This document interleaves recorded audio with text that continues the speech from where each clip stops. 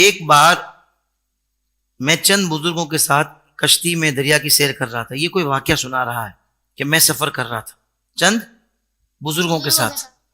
ہمارے پیچھے چھوٹی کشتی آ رہی تھی. اچانک وہ پانی میں ڈوب گئی. اس میں 2 بھائی بیٹھے تھے اور دونوں بھنور میں پھنس گئے. ہمارے ایک ساتھی نے ملاح سے کہا, آپ اب میں سے کون بتائے گا ملاح کسے کہتے ہیں؟ جی, کشتی چلانے والے کو. کشتی چلانے والے کو, کہ ان دونوں کی جان بچا لو تو ہر ایک کے بدلے تم کو 50 روپے انعام دوں گا. اس وقت 50 روپے بہت زیادہ ہوتے تھے, صحیح ہے نا. تو اس نے کہا چلے ٹھیک ہے. وہ فوراً ملاح پانی میں کود گیا اور ایک کو بچا لیا مگر دوسرا ڈوب گیا. کتنے بچ گئے؟ ایک بچ گیا اور ایک دوسرا ڈوب گیا. دوسرا کیا ہوا بتاؤ؟ دوسرا ڈوب گیا, ایک بچ گیا. ایک بچ گیا. ایک بچ گیا اور ایک ڈوب گیا. پھر کیا ہوا؟ میں نے کہا اس کی عمر پوری ہو چکی تھی, یعنی جس نے کہا تھا کہ بچا لو ان کو.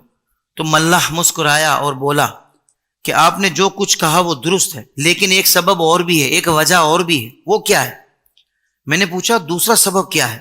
ملاح نے کہا اس کو میں بچانا چاہتا تھا, کیونکہ ایک بار میں جنگل میں تھک گیا تھا. اس نے مجھ کو اپنے اونٹ پر بٹھا لیا تھا. ایک کو وہ بچانا چاہتا تھا اس لیے کہ اس نے ایک بار اس کو جنگل میں اونٹ پہ اپنے بٹھا لیا تھا کہ یار آپ تھک گئے ہیں اونٹ پر آ جائیں. اور دوسرے کو, دوسرا جو ڈوب گیا, اس کے ہاتھ سے میں نے کوڑا کھایا تھا, یعنی ایک مرتبہ اس نے اس کو کوڑا مارا تھا, اس لیے میں اس کو بچانا ہی نہیں چاہتا تھا. یعنی کہ اس نے اس کا دل دکھایا تھا. کس کا؟ ملاح کا, جو بچانے کے لیے کودا تھا.